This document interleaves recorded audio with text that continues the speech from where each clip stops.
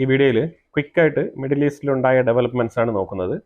അതിനകത്ത് ആദ്യമേ തന്നെ ഇറാൻ അമേരിക്ക മീഡിയേഷൻ ചർച്ച ന്യൂക്ലിയർ ഡീലുമായിട്ട് ബന്ധപ്പെട്ട് ഒമാനിൽ വെച്ച് ഫസ്റ്റ് മീറ്റിംഗ് നടന്നിട്ടുണ്ടായിരുന്നു.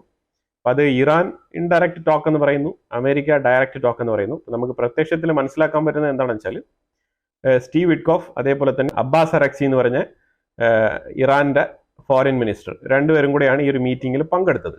ഇവർ രണ്ടുപേരും കൂടെ ഒരു റൂമിലുണ്ട്. അതുപോലെ തന്നെ ഒമാന്റെ മീഡിയേറ്റേഴ്സും ആ റൂമിലുണ്ട്. പിന്നെ ഇതിനകത്ത് ഇൻഡയറക്റ്റ് ടോക്ക് എന്ന് എന്താണ് ഉദ്ദേശിക്കുന്നത് നമുക്ക് മനസ്സിലാവുന്നില്ല. ചിലപ്പോൾ നടുക്കൊരു കർട്ടൻ കിട്ടിയിട്ട് ഈ കർട്ടൻ അങ്ങ് വലിച്ചിട്ടിട്ട് കർട്ടന്റെ അപ്പുറത്ത് സ്റ്റീവ് വിറ്റ്കോഫും കർട്ടന്റെ ഇപ്പുറത്ത് അബ്ബാസ് അറക്സിയും ഇരുന്ന് സംസാരിച്ചോ എന്ന് നമുക്കറിയത്തില്ല. കർട്ടൻ മാറ്റുമ്പോൾ ഡയറക്റ്റ് ടോക്ക്, കർട്ടൻ ഇടുമ്പോൾ ഇൻഡയറക്റ്റ് ടോക്ക്. അങ്ങനെയാണ് പൊതുവിൽ നമുക്ക് മനസ്സിലാക്കാൻ പറ്റുന്നത്. കാരണം എല്ലാ ഗ്ലോബൽ മീറ്റിംഗ്സും ഇങ്ങനെ തന്നെയാണ് നടക്കുന്നത്. ഇപ്പൊ സൗദിയിൽ റഷ്യ അമേരിക്ക മീറ്റിംഗ് നടന്നപ്പോഴും ഇതേപോലെ തന്നെയാണ് നടന്നത്. ഇതിൽ ഒരു വ്യത്യാസം ഉള്ളതായിട്ട് നമുക്ക് ഫീൽ ചെയ്യുന്നില്ല. പക്ഷേ ഇറാൻ എന്തുകൊണ്ടോ ദുരഭിമാനം കൊണ്ട് ഇൻഡയറക്റ്റ് ടോക്ക് എന്ന് പറയാനാണ് ആഗ്രഹിക്കുന്നത്. അതുപോലെ ഇറാന്റെ മീഡിയ മൊത്തത്തിൽ ഇൻഡയറക്റ്റ് ടോക്ക് എന്ന് തന്നെയാണ് എടുത്തു പറഞ്ഞ് സംസാരിച്ചത്. ആ രീതിയിലാണ് അവർ ലോകത്തോട് പറയാൻ ആഗ്രഹിച്ചത്. അത് അവർക്കെന്തോ ഈ കമന്ന് വീണാലും മീശയിൽ മണ്ണൊട്ടിയില്ല എന്ന് പറയുന്ന കണക്ക് അവർക്ക് ഇത് ഇൻഡയറക്റ്റ് ടോക്ക് എന്നുള്ള രീതിയിൽ തന്നെ വരുത്തി തീർക്കണം. അത് എന്തുകൊണ്ടാണ് നമുക്ക് മനസ്സിലാവുന്നത്. ഇതൊക്കെയാണ് ചില മുടന്ത ന്യായങ്ങൾ, ചില ഈഗോ എന്നൊക്കെ പറയുന്നത്. ആ രീതിയിലാണ് നമുക്ക് മനസ്സിലാക്കാൻ പറ്റുന്നത്. ആയത്തുള്ള ഖമനേയിക്ക് ഇറാൻ ഭരണകൂടത്തിൽ നിന്നും നല്ല രീതിയിലുള്ള ഇൻസ്ട്രക്ഷൻ കിട്ടിയിട്ടുണ്ട്. അതായത് ഖമനേയി ഈ ഒരു ടോക്കിന് സമ്മതിക്കണം. കാരണം സമ്മതിക്കുന്നില്ല എന്നുണ്ടെങ്കിൽ തീർച്ചയായിട്ടും ഈ ഒരു ഖമനേയി ഭരണകൂടത്തിന് ഒരു അന്ത്യം വരാനുള്ള സാധ്യത വളരെ കൂടുതലാണ്. ആ രീതിയിലുള്ള ഇൻഫർമേഷൻസ് ആണ് ഇറാന്റെ ഉള്ളിൽ നിന്നും ആയത്തുള്ള ഖമനേയിക്ക് കിട്ടിയത്. അതുകൊണ്ടാണ് ആയത്തുള്ള ഖമനേയി ഈ ഒരു ചർച്ചയ്ക്ക് തയ്യാറായത്. ആയത്തുള്ള ഖമനേയിക്ക് ഇതിനകത്ത് യാതൊരു താല്പര്യമില്ല. അയാളുടെ ജീവിതം അവസാനിക്കുന്നതിന് മുമ്പെങ്കിലും ഇറാനെ ഒരു ന്യൂക്ലിയർ പവർ ആക്കണം എന്ന് തന്നെയാണ് അയാളുടെ ഉറച്ച തീരുമാനം. ഇനിയിപ്പോ ഈ ഒരു ന്യൂക്ലിയർ ഡീലുമായിട്ട് ബന്ധപ്പെട്ടുള്ള ചർച്ച എന്താണെന്ന് നടന്നു പറഞ്ഞാൽ ഇറാൻ ഫുൾ ആൻഡ് ഫുൾ അവരുടെ സാങ്ഷൻസുമായിട്ട് ബന്ധപ്പെട്ട വിഷയങ്ങളാണ് ഏറ്റവും കൂടുതൽ ഉന്നയിച്ചത്. അത് അവർ ഇല്ലീഗൽ സാങ്ഷൻസ് എന്നാണ് അവർ പറയാൻ ആഗ്രഹിക്കുന്നത്. അതുപോലെ തന്നെ അമേരിക്ക അതിനെ പറഞ്ഞിരിക്കുന്നത് റീസണബിൾ സാങ്ഷൻസ് എന്നാണ്. കാരണം റീസണബിൾ സാങ്ഷൻസ് എന്ന് പറയുന്നത് നിങ്ങൾ അണുബോംബ് ഉണ്ടാക്കും എന്നൊക്കെ പറഞ്ഞുകൊണ്ടിരിക്കുന്ന ഒരു അവസ്ഥയിൽ മിഡിൽ ഈസ്റ്റ് റീജിയണൽ സ്റ്റെബിലിറ്റിക്ക് വേണ്ടിയിട്ടാണ് ഞങ്ങൾ ഈ സാങ്ഷൻസ് ഒക്കെ ഇമ്പോസ് ചെയ്യുന്നത് എന്നാണ് അമേരിക്കയുടെ സൈഡിൽ നിന്ന് വാദം. ഈ ഒരു ഫസ്റ്റ് റൗണ്ട് ടോക്ക് എന്ന് അവർ വിശേഷിപ്പിക്കുന്ന ഈ ഒരു ചർച്ച നീട്ടിവെക്കുകയാണ് ചെയ്തത്. കാരണം തീർച്ചയായിട്ടും അത് അങ്ങനെ തന്നെയാണ്. കാരണം സ്റ്റീവ് വിറ്റ്കോഫ് ഇന്നലെ റഷ്യ സന്ദർശിച്ചിട്ടുണ്ടായിരുന്നു. അത് ഉക്രൈനുമായിട്ട് ബന്ധപ്പെട്ടതെന്നൊക്കെ പറയുന്നെങ്കിലും തീർച്ചയായിട്ടും അതിൽ മെയിൻ ആയിട്ടുള്ള ഫാക്ട് എന്ന് പറഞ്ഞാൽ ഈ ഒരു ഇന്ന് ഒമാനിൽ നടക്കാനിരിക്കുന്ന ഈ ഒരു ചർച്ചയുമായിട്ട് ബന്ധപ്പെട്ടാണ് ഏറ്റവും കൂടുതലുള്ള സംസാരം നടന്നത്. 3 മണിക്കൂറിലധികം പുടിനുമായിട്ട് സ്റ്റീവ് വിറ്റ്കോഫ് സംസാരിച്ചു എന്നാണ് വാർത്തകൾ പുറത്തു വരുന്നത്. ഇതുവരെ വൈറ്റ് ഹൗസിന്റെ ഭാഗത്ത് നിന്ന് റഷ്യയിൽ സ്റ്റീവ് വിറ്റ്കോഫ് സംസാരിച്ചതുമായിട്ട് ബന്ധപ്പെട്ട് ഒരു തരത്തിലുള്ള വാർത്തയും പുറത്തു വന്നിട്ടില്ല.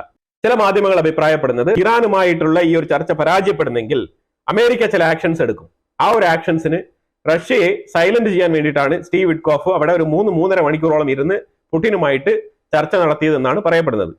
ഇതിലുപരിയായിട്ട് ഇറാന്റെ വാദം ഇസ്രായേൽ ഈ ഒമാനിൽ വെച്ച് നടക്കാനിരിക്കുന്ന ചർച്ചയെ സബോട്ടേജ് ചെയ്യാൻ വേണ്ടിയിട്ട്, അതായത് ഇറാൻ അമേരിക്ക ചർച്ച അത്ര സ്മൂത്ത് ആയിട്ട് മുന്നോട്ട് പോകാൻ പാടില്ല, ഈ ചർച്ച പരാജയപ്പെടണം എന്നുള്ള നിലയിൽ ഇസ്രായേൽ ആഗ്രഹിക്കുന്നതായിട്ടാണ് ഇറാൻ മീഡിയാസ് എല്ലാം തന്നെ റിപ്പോർട്ട് ചെയ്യുന്നത്. ഇസ്രായേൽ ആഗ്രഹിച്ചാലും ആഗ്രഹിച്ചില്ലെങ്കിലും ഇറാൻ ഒരു ന്യൂക്ലിയർ പവർ ആയിട്ട് മാറുന്നുവെങ്കിൽ ഇസ്രായേൽ അതിനെ ഗണ്ണിക്കും. ഇപ്പൊ ഇന്ന് തന്നെ ഇസ്രായേൽ ഒരു പ്രവൃത്തി ചെയ്തിട്ടുണ്ട്. അതാണ് ഈ ഒരു ഇമേജ്. ഈ ഒരു ഇമേജ് നോക്കിയോ, ഇത് ഇന്ന് ഇസ്രായേൽ പബ്ലിഷ് ചെയ്തതാണ്. അതായത് ഇതാണ് നെറ്റാൻസിലുള്ള പുതിയ ന്യൂക്ലിയർ അണ്ടർഗ്രൗണ്ട് റിസർച്ച് സ്റ്റേഷൻ. അതിന്റെ വളരെ ക്രിസ്റ്റൽ ക്ലിയർ ആയിട്ടുള്ള ഒരു സാറ്റലൈറ്റ് മാപ്പിംഗ് ആണ് ഇസ്രായേൽ പുറത്തുവിട്ടിരിക്കുന്നത്. അതായത് ഇസ്രായേൽ എന്താണ് പറയാൻ ഉദ്ദേശിക്കുന്നത് പറഞ്ഞാൽ ഈ ഒരു ചർച്ച ഇന്ന് പരാജയപ്പെട്ടിരുന്നുവെങ്കിൽ ഈ സ്ഥലം, ഈ നെറ്റാൻസ് എന്ന് പറഞ്ഞ ഈ സ്പോട്ട് ഇസ്രായേൽ ഇന്ന് രാത്രി തകർക്കുമായിരുന്നു. അതാണ് ഇതിന്റെ സൂചന. ഇന്ന് രാത്രി തന്നെ ഇത് അടിച്ചു പൊട്ടിക്കുമായിരുന്നു. ഈ ഒരു സ്ഥലം ഇത് ഇസ്രായേൽ ടാർഗറ്റ് ചെയ്ത് വെച്ചിരുന്ന സ്ഥലമായിരുന്നു. ഇത് ഇറാന്റെ പുതിയ അണ്ടർഗ്രൗണ്ട് ന്യൂക്ലിയർ റിസർച്ച് സ്റ്റേഷൻ ആണ്.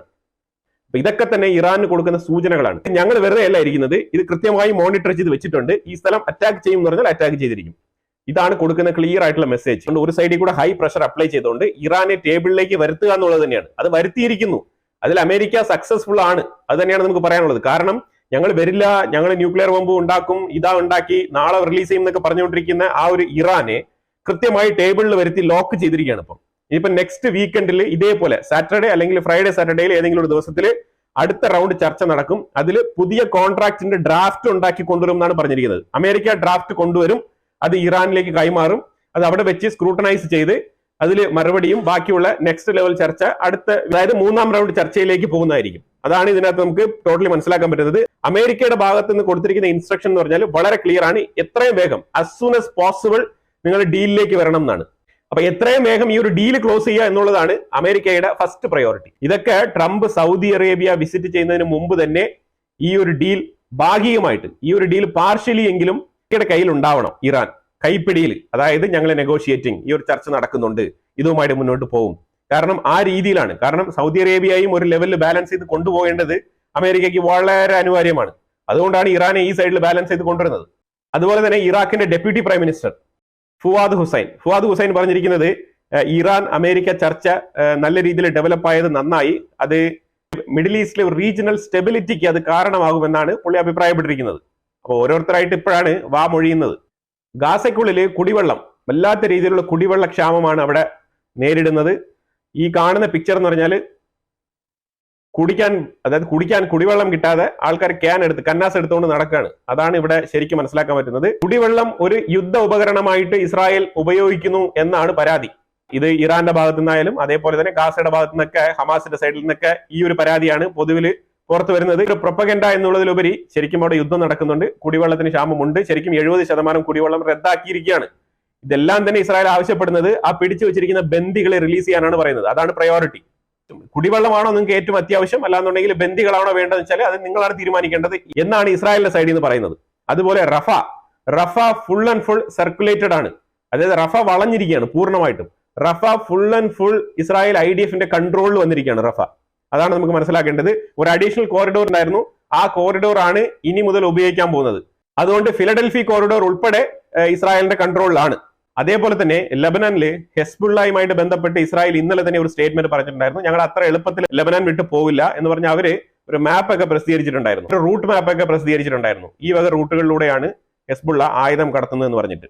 അപ്പൊ അതിന് ഹെസ്ബുള്ള കുറച്ചുകൂടെ സദൻ ലെബനാൻ ഭാഗത്ത് പൂർണ്ണമായിട്ടും ഞങ്ങൾ പിന്മാറുന്നു എന്നുള്ള നിലയിലുള്ള ഒരു പ്രതീതി സൃഷ്ടിക്കാൻ വേണ്ടിയിട്ട് ഹെസ്ബുള്ള ശ്രമിക്കുന്നുണ്ട്. അപ്പൊ അതിന്റെ ഭാഗമായിട്ട് ഇപ്പൊ ഇന്ന് നോക്കുമ്പോഴത്തേക്കും ഈ ഒരു ഇമേജ് എന്ന് പറഞ്ഞാൽ ലെബനീസ് ആർമി ലിറ്റാനി റിവറിന്റെ ഏതാണ്ട് 20 കിലോമീറ്റർ മാത്രം ദൂരമുള്ള, അതായത് മെഡിറ്ററേനിയൻ ഭാഗത്ത് നിന്ന് 20 കിലോമീറ്റർ മാത്രം ദൂരമുള്ള ആ ഒരു പോർഷനിലേക്കൊക്കെ നീങ്ങിയിട്ടുണ്ട്. അതായത് ഈ ഭാഗത്തൊക്കെ ലെബനീസ് ആർമി വരുന്നതിന് അവരുടെ ജീവിതത്തിൽ തന്നെ ആദ്യമായിരിക്കും. കാരണം അത്രമാത്രം ഹെസ്ബുള്ള അവരുടെ കൺട്രോളിൽ വെച്ചിരുന്ന സ്ഥലമാണ് ഇതൊക്കെ. ജോസഫ് ആവോൻ ലെബനീസ് പ്രസിഡന്റ് കൂടെ പറഞ്ഞിരിക്കുകയാണ്, അതായത് ഞങ്ങൾ കൂടുതൽ സ്ഥലങ്ങൾ ഹെസ്ബുള്ളയുടെ ഭാഗത്ത് നിന്ന് ഏറ്റെടുത്തുകൊണ്ടിരിക്കുകയാണ് സദൻ ലെബനാൻ ഭാഗത്ത്. ഇതൊക്കെ ഇസ്രായേലിനെ ലെബനാനിൽ നിന്നും പുറത്ത് മാറ്റി നിർത്താൻ വേണ്ടിയിട്ടാണ് ഈ ശ്രമങ്ങളൊക്കെ നടക്കുന്നത്. പക്ഷേ ഒരു സൈഡില് നോർത്തേൺ ലെബനാന്റെ ഭാഗത്ത് ഫുൾ ആൻഡ് ഫുൾ ഹെസ്ബുള്ള നല്ല രീതിയിൽ ശക്തി ആർജിച്ചിരിക്കുന്ന ഒരു അവസ്ഥയാണ്. ഏത് രീതിയിലൊക്കെ ആയുധങ്ങൾ വരുന്നു എന്നുള്ളതൊക്കെ ഇസ്രായേൽ കൃത്യമായിട്ട് മോണിറ്റർ ചെയ്തിരിക്കുകയാണ്. അപ്പൊ അതുകൊണ്ട് ഈ ഒരു ചെറിയ നടപടിക്രമങ്ങളൊന്നും ഇസ്രായേലിനെ അവിടുന്ന് പുറത്തോട്ട് പറഞ്ഞു വിടാൻ ഒട്ടും പര്യാപ്തമല്ല. അതാണ് നമുക്ക് മനസ്സിലാക്കാൻ പറ്റുന്നത്.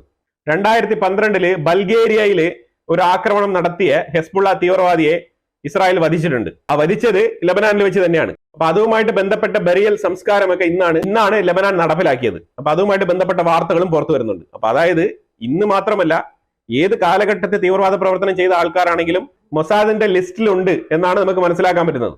അത് എത്ര വർഷം കഴിഞ്ഞാലും എത്ര പതിറ്റാണ്ട് കഴിഞ്ഞാലും മൊസാദ് അവരെ ചെയ്യേണ്ട കാര്യങ്ങൾ കൃത്യമായിട്ട് തന്നെ ചെയ്തിരിക്കും. അമേരിക്കയിൽ മുഹമ്മദ് ഖാലിദ് എന്ന് പറഞ്ഞിട്ട് കൊളംബിയയിൽ ഒരു സ്റ്റുഡന്റിനെ ഡീപ്പോർട്ട് ചെയ്തതുമായിട്ട് ബന്ധപ്പെട്ട ഒരു വിഷയം നടന്നായിരുന്നല്ലോ. അപ്പൊ അത് അയാളെ ഡീപ്പോർട്ട് ചെയ്ത് വെച്ചിട്ട് കുറെ കാലമായി. പക്ഷെ ഇപ്പൊ ആ കോർട്ടിൽ ആ കേസ് വന്നപ്പോഴത്തേക്കും കോടതി പറഞ്ഞിരിക്കുന്നത് ഇയാൾ കുറ്റക്കാരനാണ്, ഇയാളെ ഡീപ്പോർട്ട് ചെയ്തോളാൻ പറഞ്ഞിരിക്കുകയാണ്. അതായത് ഗ്രീൻ കാർഡ് ഹോൾഡർ ആയിരുന്ന മുഹമ്മദ് ഖലീലിനെയാണ് ഇപ്പം ഗ്രീൻ കാർഡ് റിവോക്ക് ചെയ്ത് ഡീപ്പോർട്ട് ചെയ്യാൻ പോകുന്നത്. ഇനി വിത്തിൻ 1 വീക്കിൽ ഇയാളുടെ ഡീപ്പോർട്ടേഷൻ നടക്കുന്നതായിരിക്കും. തിരിച്ച് പാലസ്തീനിലേക്ക് തന്നെ വരാം, സന്തോഷപൂർവ്വം ഹമാസുമായിട്ട് ചേർന്ന് പ്രവർത്തിക്കാം. അവരുടെ ജനങ്ങൾക്ക് വേണ്ടിയിട്ട് എന്തിനാണ് അമേരിക്ക കിടന്ന് മത്സരിക്കുന്നത്? അവരുടെ ജനങ്ങൾക്ക് വേണ്ടിയിട്ട് പൊരുതേണ്ട സ്ഥലം ഗാസയാണല്ലോ. അപ്പൊ ഗാസയിൽ വന്ന് ഇനി മുഹമ്മദ് ഖലീലിന് സന്തോഷപൂർവ്വം ഹമാസിൽ ആരെയും പേടിക്കാണ്ട് ഒരു കോളേജിലും കിടന്ന് പ്രവർത്തിക്കാണ്ട് ഡയറക്റ്റ് ആയിട്ട് ഹമാസിൽ വന്ന് പ്രവർത്തിക്കാം എന്നാണ് പറഞ്ഞിരിക്കുന്നത്. ഇത് പറഞ്ഞത് മാർക്കോ റൂബിയോ. മാർക്കോ റൂബിയോ വളരെ കൃത്യമായി തീരുമാനം എടുത്തിരിക്കുന്നത്. 10-27 സംഘടനകളോളം ഈ ഒരു കോളേജ് ഡീപ്പോർട്ടേഷനെയൊക്കെ എതിർത്തുകൊണ്ട് പ്രൊട്ടസ്റ്റ് ചെയ്യുന്നുണ്ട് അമേരിക്കയുടെ ഉള്ളിൽ. അപ്പൊ അവരെന്താണ് ഉദ്ദേശിക്കുന്നത് പറഞ്ഞാൽ ഈ സ്റ്റുഡന്റുകൾ എങ്ങനെ ചെയ്യാൻ പാടില്ല എന്നുള്ള രീതിയിലേക്കാണ്. ഇതിനകത്ത് ഒരുപാട് ജൂവിഷ് സംഘടനകളും കൂടെ ഉണ്ട് ഇവരെ സപ്പോർട്ട് ചെയ്യുന്നത്. ഈ ഒരു മുഹമ്മദ് ഖാലിദിനെ പോലെയുള്ള ആൾക്കാരെ സപ്പോർട്ട് ചെയ്യുന്ന, അതായത് ഞങ്ങൾ ഭയങ്കര പുരോഗമനവാദികളാണെന്ന് ചിന്തിക്കുന്ന ചില ജൂവിഷ് സംഘടനകളും സ്റ്റുഡൻസ് സംഘടനകളും ഇതിനകത്ത് ഉണ്ട് എന്നാണ് പൊതുവിൽ വാർത്തകൾ വെളിയിൽ വരുന്നത്. ഹമാസ് ഇന്നൊരു പ്രൊപ്പഗൻഡ വീഡിയോ ഇതേപോലെ ബന്ദികളുമായിട്ട് ബന്ധപ്പെട്ട വീഡിയോ പുറത്തിറക്കിയിട്ടുണ്ട്. ഏഡൻ അലക്സാണ്ടർ എന്ന് പറഞ്ഞ ആ ഒരു US പൗരനുമായിട്ട് ബന്ധപ്പെട്ടാണ് ഈ ഒരു വീഡിയോ റിലീസ് ചെയ്തിരിക്കുന്നത്. ആ വീഡിയോ ഇയാൾ ജീവിച്ചിരിപ്പുണ്ട് എന്ന് അമേരിക്കയ്ക്ക് ഒരു ഇൻഡയറക്റ്റ് മെസ്സേജ് കൊടുക്കാനും കൂടിയാണ്. അതിനോടൊപ്പം ഇസ്രായേലിന്റെ ഉള്ളിൽ കുറച്ചുകൂടെ ഒരു പ്രഷർ, പൊളിറ്റിക്കൽ അൺസർട്ടനിറ്റി ക്രിയേറ്റ് ചെയ്യാൻ വേണ്ടിയിട്ടും കൂടിയാണ് ഈ ഒരു വീഡിയോ പുറത്തിറക്കിയതായിട്ട് മനസ്സിലാക്കാൻ പറ്റുന്നത്.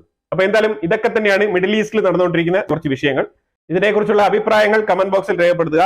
കൂടുതൽ വിഷയങ്ങളുമായിട്ട് അടുത്ത വീഡിയോയിൽ വരാം. Thank you so much.